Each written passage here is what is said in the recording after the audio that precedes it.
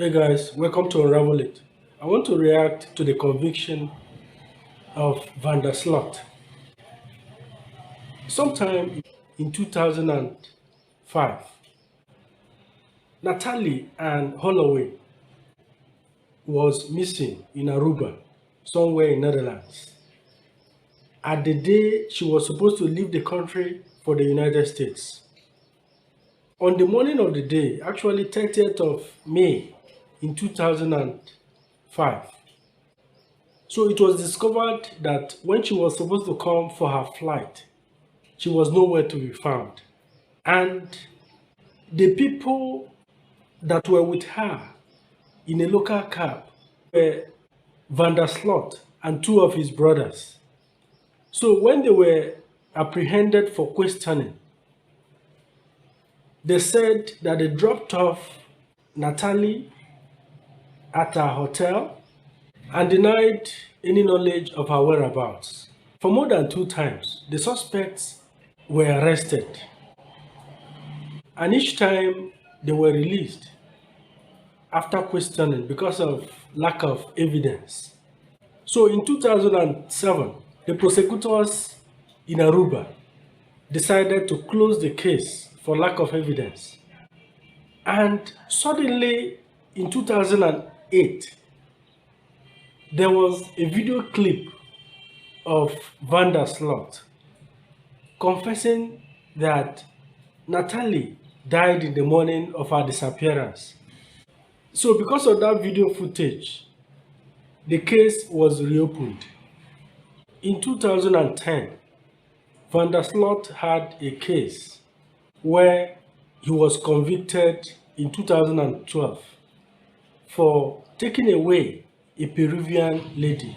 For the case of Natalie Holloway, in June 2023, Van der Sloot was extradited to the United States to face a crime of extortion and wire fraud.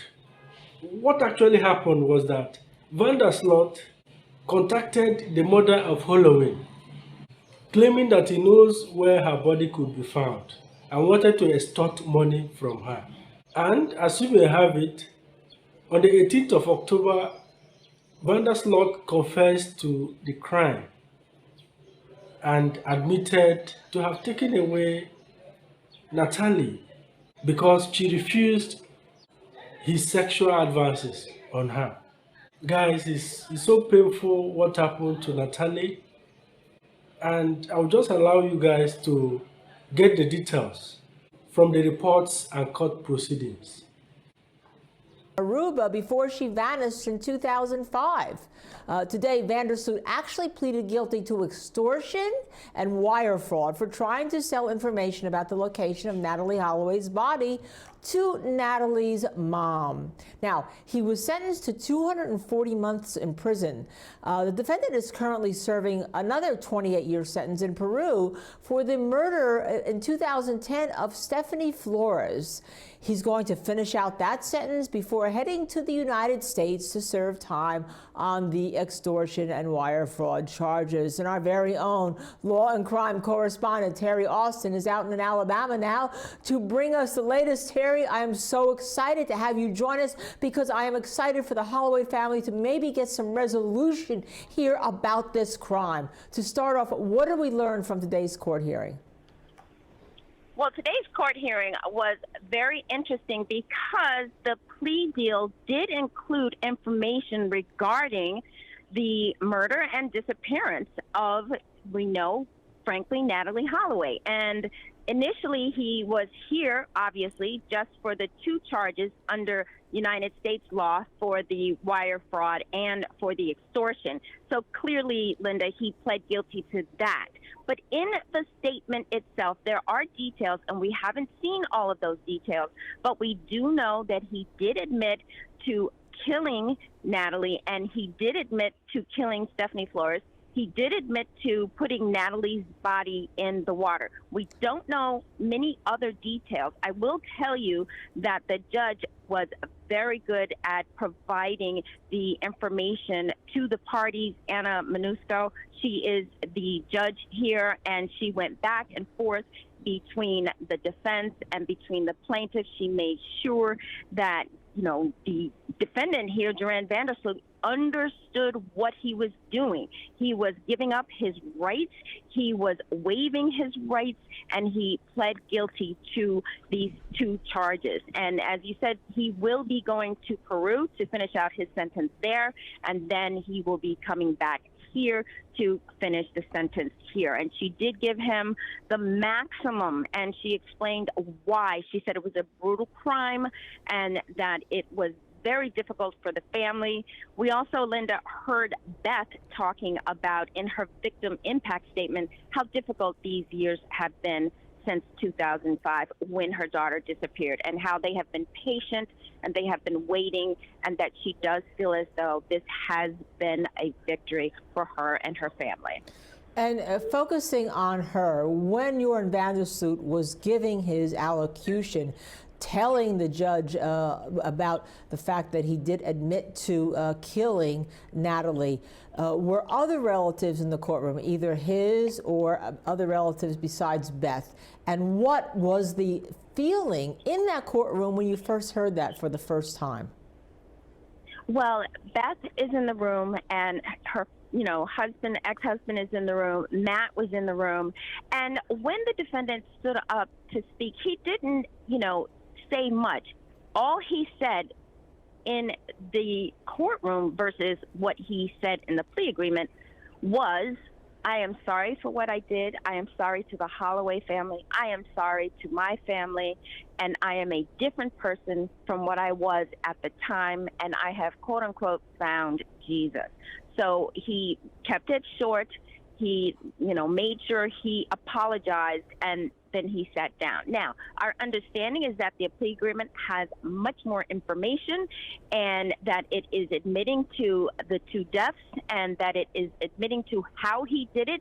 We did not get that detail from the judge, although, as I mentioned, Beth, the mom, did mention bludgeoning, and I'm assuming that that is all in the plea agreement. Otherwise, we would not have known that. So, very interesting information should be coming out once that is made public. I think we'll have far more details than we do right now. Right now, I think the closure comes from knowing that he did it. And one thing I'll say is, during the press conference subsequent to the conviction and the sentencing, Beth did say she was certain, based on the plea agreement, that he was the only one involved. So there seems to be quite a bit of details in that plea agreement, where he's talking about exactly what happened, when they left that bar, where he took her, how he did it, and what he did with her remains.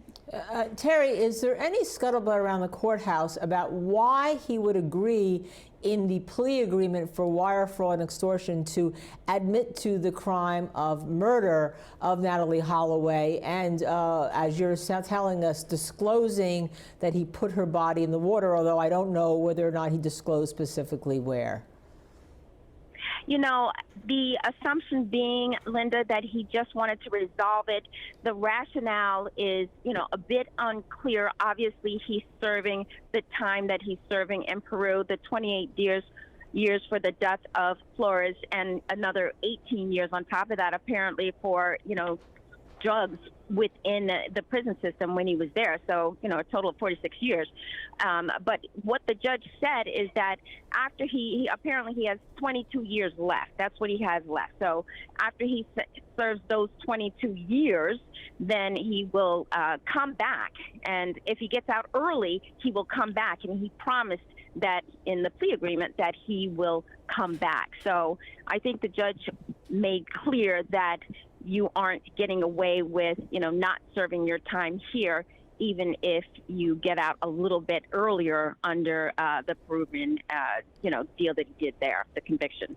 Now, you meant something that anyone who followed this case knew. There was a question about whether other people were involved. I think he had a friend that night he was with, and also whether his father had helped him hide the body of Natalie Holloway or dispose of the body.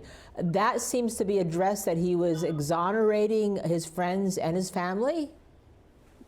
Well, that was not mentioned today in court, but I will tell you that that's what Beth Holloway said when she came outside, simply that not that anyone was exonerated. Her exact words were, I am confident that he is the only one involved. So based on that, I think we'll wait, obviously, until we get the plea agreement because we don't know what those details are. But it does appear as though no one else was involved, and he is taking full responsibility for his actions as they relate to both of these women, but particularly as it relates to Natalee Holloway. And Terry, one final question before I let you go. When will we, the public, see the plea agreement that Joran van der Sloot finally admitted to the facts of killing Natalee Holloway? Yeah, my understanding, Linda, is that they are going to release that, immediately after the sentencing. The judge finalized the sentencing, and it's all said and done. I will say she was excellent in terms of, you've seen these kinds of pleas before, I'm sure, Linda, where you go through the questions. Do you understand what your attorney said? Are you confident, about what you're doing here? It was scripted, I would say. And so, I expect that right after today, they will be releasing. They filed all of the paperwork that they needed to right then and there in court. So my expectation is that we'll see that plea agreement relatively forthwith. As usual, Terry Austin, great reporting. I know you'll be right on top of the plea agreement when it gets released to come back and talk to us about it. And I'm going to let you go now and follow up on that. And right now, we are going to take a quick break. On the other side, we will talk about this case and all the other cases we are covering. Stay with us. We are the Law and Crime Network.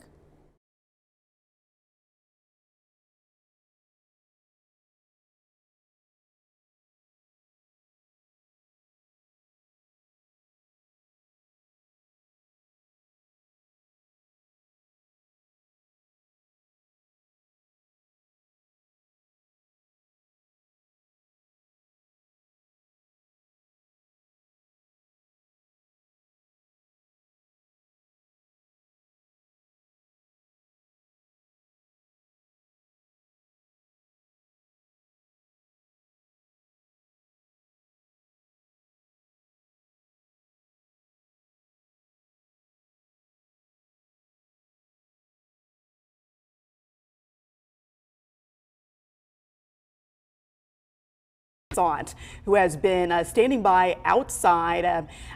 Tell us, Magdala, what is the atmosphere like there? I mean, this is a case that has transfixed the world at the time that it happened back in 2005.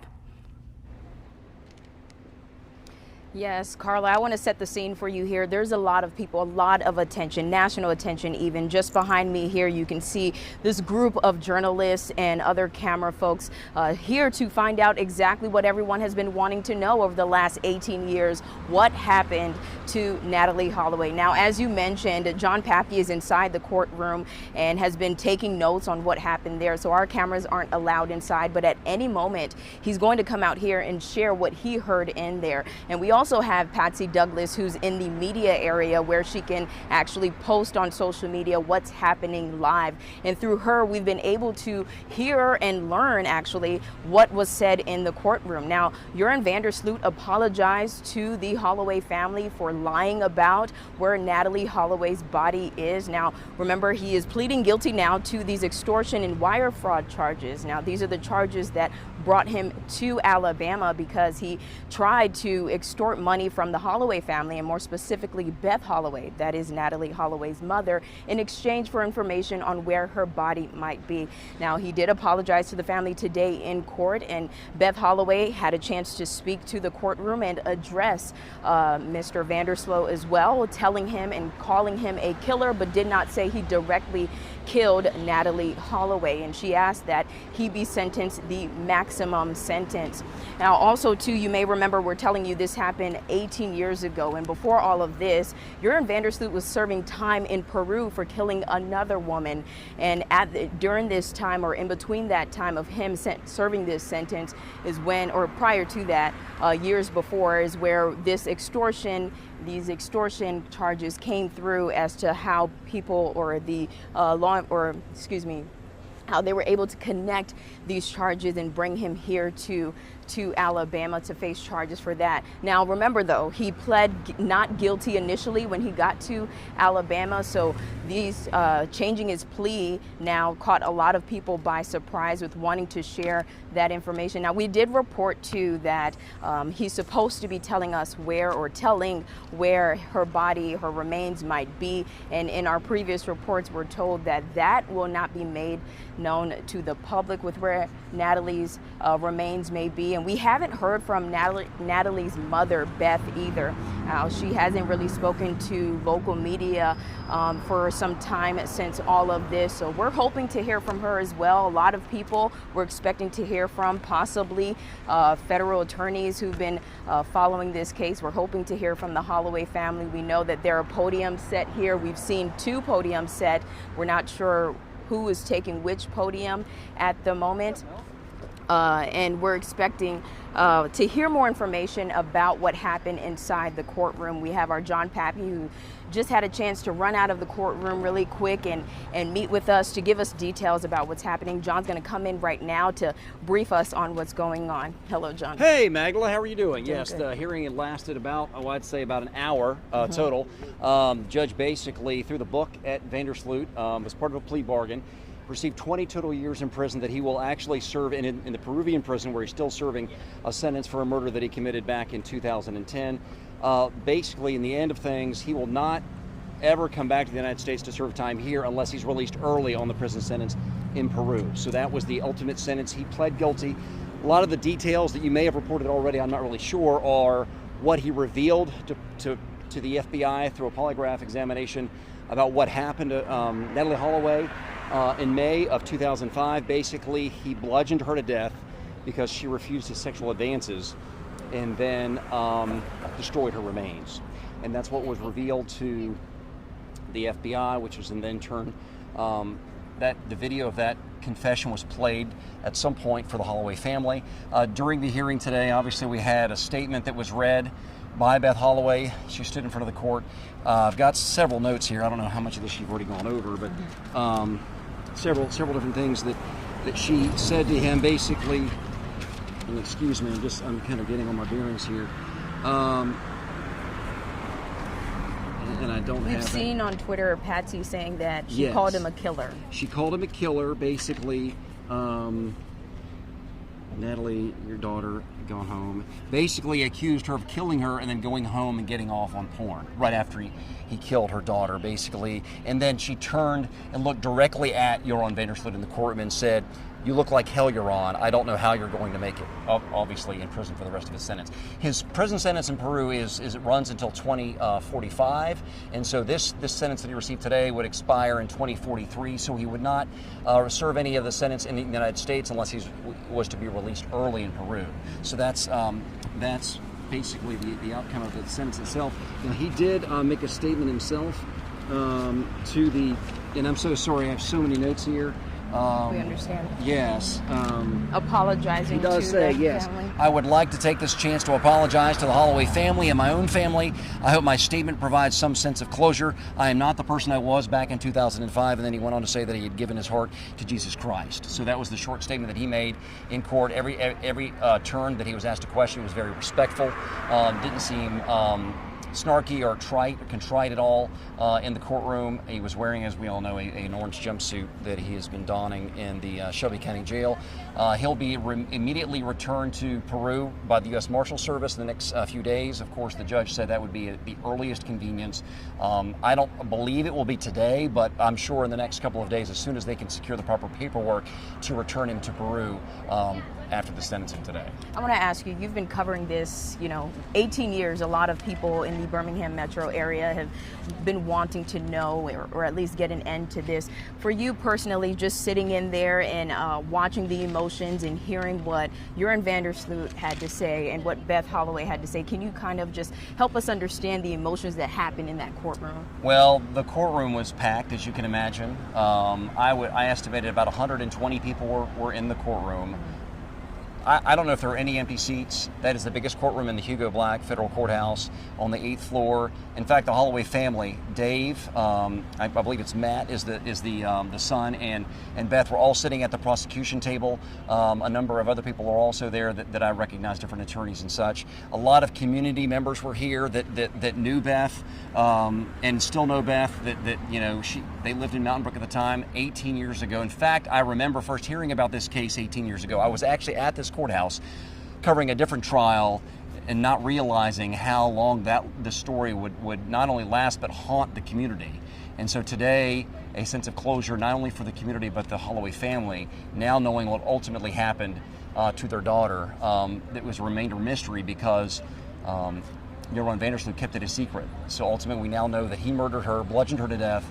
We don't know exactly how the body was disposed of, but basically the judge, in wrapping up her sentencing comments, said that he destroyed her remains. We should be able to maybe get some more information about that if there are any more details that are released in the court filings later today, hopefully. Okay, so hopefully then we will know if there's a possibility of recovering those. I know you're saying destroyed. I believe no, I don't believe there's going to be any recovery of the remains, and there's not going to be any additional investigation. He will not be prosecuted for her murder. The statute of limitations in Aruba is actually 12 years, so those expired 6 years ago. That expired 6 years ago, so he's not going to be prosecuted for this any further. Interesting to point out is the sentencing guidelines for wire fraud and extortion under the circumstances of this case, the judge said was about 3 to 4 years. So as a part of the plea deal, Vandersloot and the prosecution agreed to up that to 240 months, which is 20 years. And the judge actually said she weighed making the sentence consecutive, not concurrent. Concurrent means when you run a sentence at the same time as another sentence. She actually considered running it consecutively. So when he gets out of his, finished serving his Peruvian sentence, he would then have to serve an additional 20 years in a U.S. federal prison. But she decided to go with the 20 years. But the upward departure from the sentencing guidelines from 3 to 4 years to 20 years was extreme, and she said based on the facts of the case and his confession that was the least she could do. She wished she could do more. So, obviously you'll probably get these answered from the federal prosecutors, but, with working with the Peruvian government, to get him here to face these Alabama charges, how's it looking in your expertise with getting him back to serving that? Is it going to be easy? It will be. I mean, it's just a matter of it's a diplomatic paperwork, I would guess. I mean, they knew this was coming. They gave the treaty agreement between the Peruvian government and the United States government was for 1 year. They had 1 year to prosecute him for these crimes. If the case had not been adjudicated in that 1 year, they would have to file an extension. So it's only a matter of, and they've probably already been in contact with the different authorities in Peru, and I would assume he would not still be in the United States by the end of the weekend. That's just my assumption. I've not been told that, but the judge did say as soon as possible he will be removed from Jefferson County, from Alabama, and taken back to the Peruvian prison where he'll serve the rest of his murder sentence there. For also, I understand today, for killing a woman, this is what the judge said, for killing another woman that refused sexual advances on the actual anniversary of Natalie Holloway's death. So he killed another woman in Peru on the anniversary of Natalie Holloway's death for refusing his sexual advances. The same motive that was revealed today in court for why he killed Natalie Holloway back in May of 2005. Was there any eye contact? Did he look at the family? Was there any remorse that you can see? I mean, I was sitting directly behind him. I was on the fourth row. He walked in, glanced over at a myriad of people, but didn't make direct eye contact. I could sort of see where Beth was sitting. She was sitting at the prosecution table, which if you're looking at the judge, which is to the left, like I said, at the very end of her statement, she paused and turned and looked directly at him and said, "You look like hell, you're on. I don't think you're going to make it in prison," basically. And then turned back and wrapped up her statement to the judge. So very powerful statement from her. And other than that, I mean, on his part, like I said, he was wearing an orange jumpsuit that he wears in the Shelby County Jail. He was in shackles, ankle shackles and handcuffs. He was very respectful, and yes ma'am, no ma'am, and beyond that, I really can't say anything more about his appearance and his demeanor in the courtroom. And I wanted to ask this. I mean, you saying obviously yes ma'am, no ma'am, but no translator was needed in No, he speaks very good English, and he made that very clear at his arraignment back in June. They offered him a translator because he's Dutch. they basically, and he turned that down. He goes, no, my English is very good, and it was. And, a few biographical things. I mean, he was asked his, state his name, and he gave his date of birth, 1987, finished high school, actually has a daughter himself now. That was something that the judge, and no, actually that was something that Beth Holloway highlighted. That one thing they do have in common is that they both have daughters. And obviously Beth was, her daughter's gone, and he took her life. He's admitted to that, he's confessed to that as part of this plea deal, but he has a daughter himself. She would not name the daughter, obviously out of respect for her, and just wanted him to think about what he would do in her situation, how he would feel about somebody that would murder somebody for refusing their sexual advances and bludgeoning them to death. And so the folks who were in there, the community members who have known Beth for so long, and even Natalie, would you say that it was very quiet in there when describing how she died? Yes, I mean, you could hear a pin drop, I guess you could say. Very, very silent in the room. When the judge walked in, I mean, everybody was in their places. It reminded me of like a big football game that people have been looking forward to. This hearing has been anticipated for more than a decade, almost 2 decades. And so when we got about 10 to 15 minutes outside of when the hearing was scheduled to start, it was silence. Of course, everybody was ordered to keep their phones turned off. And the judge or the judge's clerk came out about 10 till and said, we're about to start. Is everybody ready to go? And everybody said yes, and really that was it. There wasn't a lot of whispering, wasn't a lot of talking. Everybody was really prepared to get this going and to find out what, in fact, he confessed to. What did he tell the FBI? And there were several, I've read different comments, how can we trust him because he's lied before. Obviously, he lied to the Holloway family attorney, John Q. Kelly, during this whole thing. In fact, John Q. Kelly's the attorney that was mentioned in the indictment. He was the one that was the go-between that he proffered to John Q. Kelly that he could lead them to her remains for this $250,000. And so he's lied before.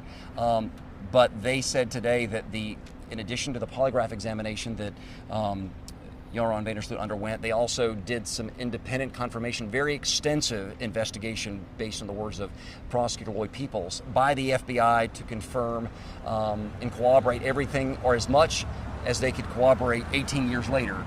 And they are very confident this is the closest to the truth that the Holloway family will ever receive about what happened to their daughter. Do you think that there's some sigh of relief that we've come to this point because, we were expecting this to go to trial and it would have been long? So your sense, do you think there's a sigh of relief that this is now? Well, according to the judge, if she had rejected the guilty plea, rejected the sentencing agreement, that he would not have received 20 years in prison. Like I mentioned a minute ago, the sentencing guideline for this crime under the facts would have been 3 to 4 years in prison. So, and they also wouldn't have gotten the confession. They wouldn't have received the confession to what happened. So the guilty plea probably was the only way to go to get him the sentence he received and the confession that the Holloway family received as well. And I have to ask you personally, you have been covering this for years, being in this market, 18 years, something that, as you said, have shook in the community. Those who live in Mountain Brook, Natalie at the time going on a high school trip with her friends and didn't come back. So for you personally, at this point, seeing what went on in the courtroom and seeing Joran van der Sloot face to face, how do you feel at the end of today? Well, I mean, like I've told a couple of people, I've covered a lot of cases in Jefferson County and Birmingham. Corporate fraud cases, murder cases, corruption cases. As you can see from the media, those are all media members right across the street. I've not seen that many media members here, I think, ever. Maybe the Eric Robert Rudolph guilty plea. Of course, he was the abortion clinic bomber here in Birmingham and also bombed the Olympic Park in Atlanta. But the day that Richard Scrushy was acquitted, that federal trial was in the same building. That's the trial I was covering when we found out about Natalie Holloway's disappearance. The cases don't become more profound than this one, that, like you said, shook the community. It was such a mystery for so many years, so many tips, so many misleading details and stories that people find this and they find that and they send investigators back down. So many stories we've done about, rescue crews, recovery companies that have gone down there to try to find her remains and nothing. And everybody, I believe, began to believe and think that we would never find out what happened to her. That whoever was responsible, now we know based on his confession that it was everyone Vandersloot being responsible, would keep that a secret for the rest of their lives, take that to their grave. And he decided, I guess, to come forward and be contrite as much as he can in the confession. We hope to get more details about that confession. If anything else is released in the court record, we'll obviously obtain those and release those. But I'm trying to see what else I could add. Like you mentioned, one of the quotes that I wrote down that Beth Holloway stated says, "You are a killer, and I want you to remember that every time that cell door closes." Basically, you didn't get your sexual satisfaction from her, so you killed her. Those are strong words. That's John. what she said. Strong words from a mother who has, And honestly, she, okay, I'm going to have to head over there to this press conference with the U.S. Attorney's Office to see what they have to say. But I'll be back in just a minute. All right. Thank you so much, John. We appreciate you. We're going to send it back to Carla and Sarah, you all in the studio, because John has to get across the street. The attorneys are coming out of the federal courthouse right now. We'll send it back to you guys. All right, thanks, Magdala. Yeah, this is a day in court that has been a long time coming for the Holloway family. And yeah, we see it appears the U.S. attorneys are coming out of the courthouse. They're gathering. We know that there are 2 different podiums that have been set up. So we're expecting, they're starting right now. Let's listen in. This morning. My name is Prim Escalona, and I'm the United States Attorney for the Northern District of Alabama. I'm going to make a brief prepared statement, and then I believe that Beth Holloway will also be making a statement. Today marks the end of 18 years of wondering what happened to Natalee Holloway. Now, Beth and Dave can rest, and Natalee can rest, knowing that justice was served. For the Holloway family, this has been a journey filled with patience, perseverance, and courage as they continued to seek justice for Natalee. I hope today will give them peace. I want to extend my deepest appreciation to the FBI, the Department of Justice's Office of International Affairs, the governments of Peru, the Netherlands, and Aruba, the United States Marshals Service, and the Shelby County Sheriff's Office for their efforts that helped make today possible.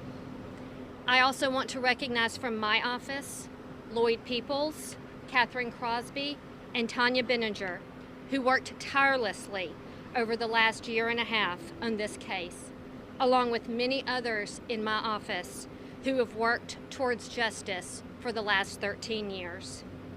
Also, I want to thank the court and the federal public defender and his team for their diligence and professionalism throughout this prosecution. Ensuring a successful prosecution took a great amount of collaboration, and I'm grateful for all of the hard work and dedication that has been devoted to this case. The world watched in 2005 as Beth and Dave Holloway experienced every parent's worst nightmare. As a mother, I cannot imagine the heartache, the sleepless nights, and the tears that Beth and her family must have shed of wondering what happened to Natalee. Despite their grief, the Holloway family kept fighting for justice for Natalee. Their love for their daughter and sister is what brought us to this day. For Beth and Dave and Matt, I hope today is not just about this sentence. I hope it's about healing, about finding peace, knowing they did everything they could for their daughter and their sister. I hope today will help all of us move forward, not in sadness, but in celebration of the incredible life that Natalee lived. Beth, may her memory be a blessing. Thank you. Thank you so much.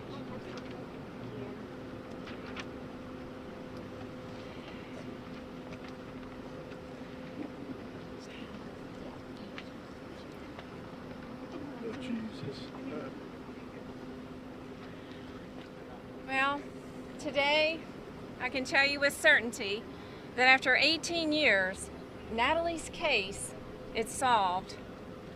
As far as I'm concerned, It's over. It's over.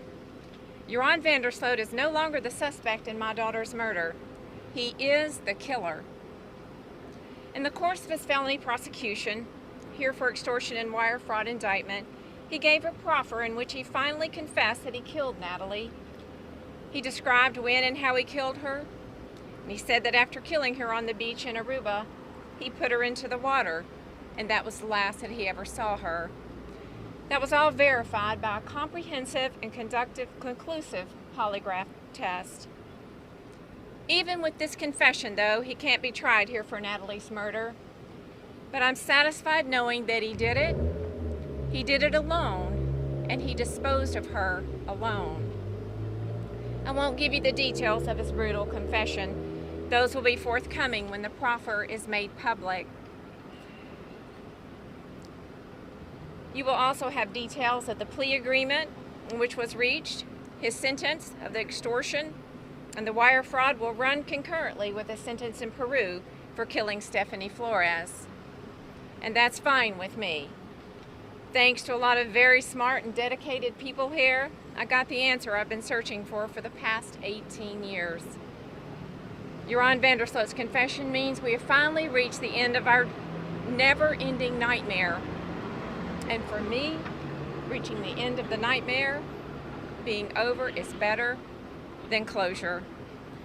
It's been 18 years since Natalie disappeared, and Natalie would be 36 years old today. I still miss her every day. It's been a very long and painful journey, but we finally got the answers we've been searching for all these years.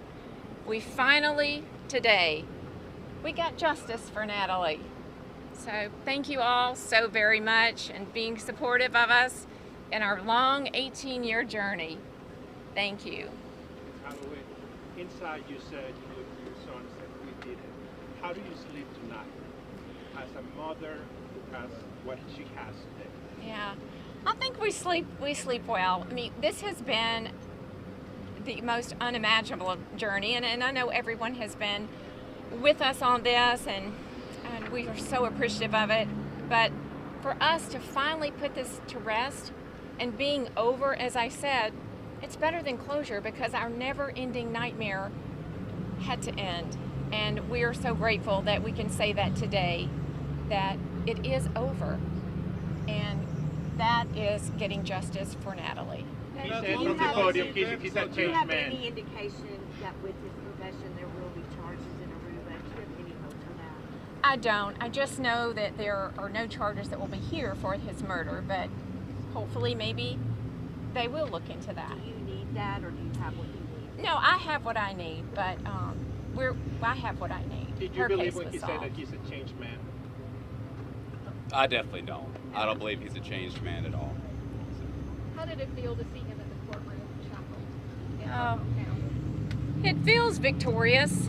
I feel like you finally begin to transition from the victim to the victor, and it begins to make the pain and suffering feel somewhat less intense because you are here. You are at this point, the pinnacle of the journey, and you've gotten justice and you've gotten the answers you've been so desperately seeking. So it felt victorious. Are you confident you got the truth out of him? Oh, I'm absolutely confident. Yes, yes. That you had the opportunity to talk to Joran in the courtroom. What did you tell him? I was able to tell Joran that I think in this long ending nightmare, he was able to express things to him that I had been wanting to tell him, as far as, telling him who he is. And he is a killer. He is a killer. He will always be the killer. He will always be now the black mark in Aruba. He's now confessed to 2 murders. So that was good for me to be able to tell him that and to share that. Do you hope that Aruba maybe reopen the case? I don't know about that, but I'm just sticking with victorious right now. Thank you. Can you tell us a little bit about, in the courtroom, they said that you sat as he was explaining what happened. How was that moment for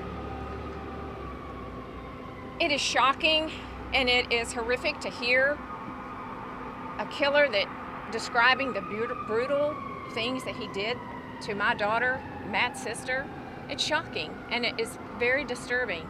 But it's things But parents have to know the truth. They have to hear the answers as to what happened in order to put this to rest and for it to be over. Beth, did Vandersloot let you guys know if others are involved? Did he act alone?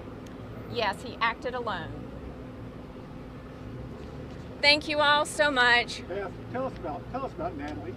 Tell us about the 18 years before.